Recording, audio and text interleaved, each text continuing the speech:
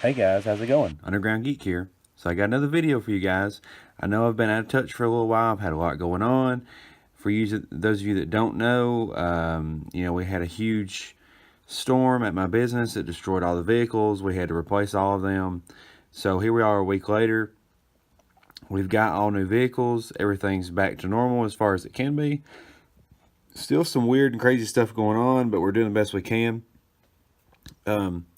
So in the meantime, I've been trying to find time to do videos. I had a little bit of time today, so I thought I'd do one. So I'm going to do one on The Brave and the Bold, Batman and Wonder Woman #2. It's a $3.99 6-issue miniseries, okay? This is written and drawn by Liam Sharp. He's a very nice guy on Twitter. You should go at him. He does really good work. He does like very detailed work. Like look at the detail and the designs and everything. He does a lot of line work. And I just noticed something on this cover here for the first time. First of all, there's a cameo by Dark Philly.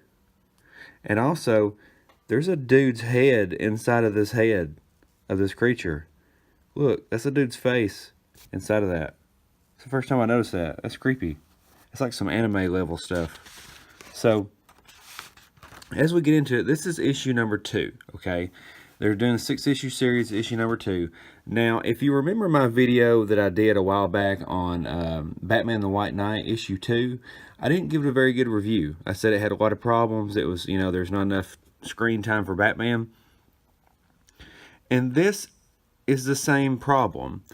And I don't know if it's just that's an issue #2 problem. Like, when you have those 6-issue series, if it's always like issue #2 is going to be slightly slower than the rest of them. But this one didn't get a whole lot done. Batman didn't get a whole lot of screen time as far as, doing Batman stuff. He's mostly standing around talking. And so I was a little bit, discouraged by this issue. It was still good. It just really needed some other stuff going on. This doesn't happen. So I was kind of discouraged by that. But it says, writer and artist Liam Sharp. He's great. He does a great job. So basically what has happened is the king has died in this fairyland, okay? This fairyland is cordoned off from the real world. It's on its own, isolated. They recruited Diana to come be the peacemaker between all the peoples by this guy. And so she finds out that the boy in question did not kill the king.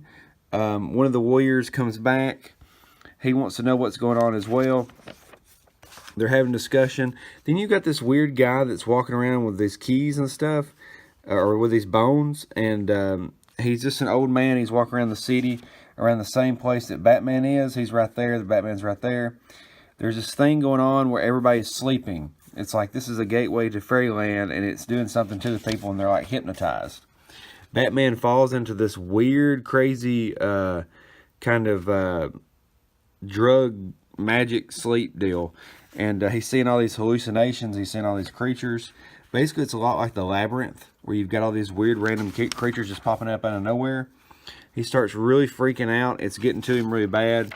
He doesn't know what to do. He's seeing some pretty scary things. But Alfred is there. Alfred is there to help him gain control.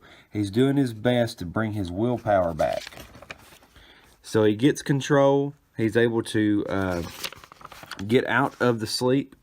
Now this page right here, I posted and it triggered a lot of people.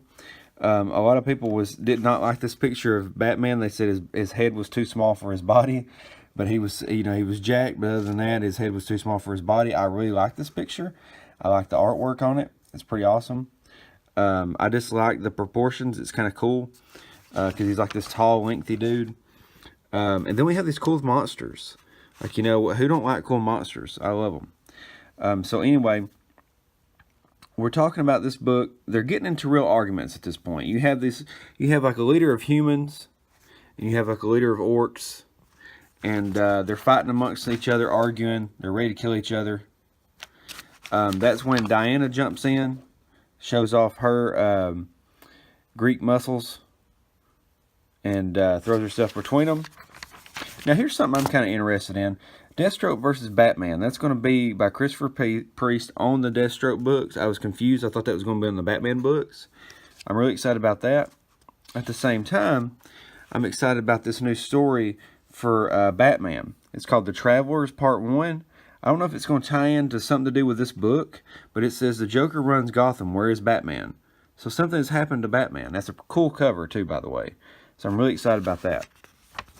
But anyway, so we're back to the weird guy. He's trying to get into the Fairyland. Apparently he was there a long time ago and he got cut out. So he's doing everything he can to get back in there.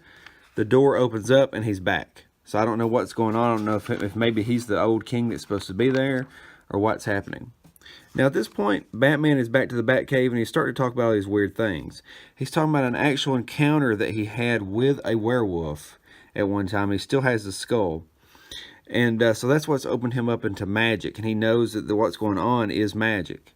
And then he also talks about some other things that are very interesting in the book. He actually talks about the death of Darkseid, where he becomes, he takes Darkseid's chair but basically becomes a god. And so that's another thing that they tie into the series. So at that point, we're talking about a lot of things that actually have to do with the books of the other Batman storylines that are canon. So that's kind of strange. And so then the story ends with the fairy guy open up a gate like he did before when he recruited Diana, and now he's gotten Batman. He wants Batman to come because Diana says that we need a knight, we need a detective to help solve this crime of the murder of the king. So next is Two Worlds Collide. I thought this was a pretty good shot too. The artwork is very nice. It's pretty cool, you know. That's something that I really like about this story. Now, don't miss out on this book right here. It's DC Nation number 0. It's only 25 cents. It's coming out. It's got multiple stories that it's going to be going on, like 3 different stories. The cover is drawn by Jorge Jimenez. And it's going to be really cool. I mean, it's 25 cents. But, you know, I did like this book, but it didn't have enough action for me. They really need to tune it up some. I know it's supposed to be like a fairy tale, but I need some fighting. Like, I need some kind of superheroes doing superhero stuff. You know, we don't need so much talking. But the artwork is good. The story's still good. They need to amp up the action a little bit for me. You know, it's a small thing. But I do like these little details in the art. He does a very good job. Now, sometimes it almost feels kind of odd. Like Batman is drawn awkward.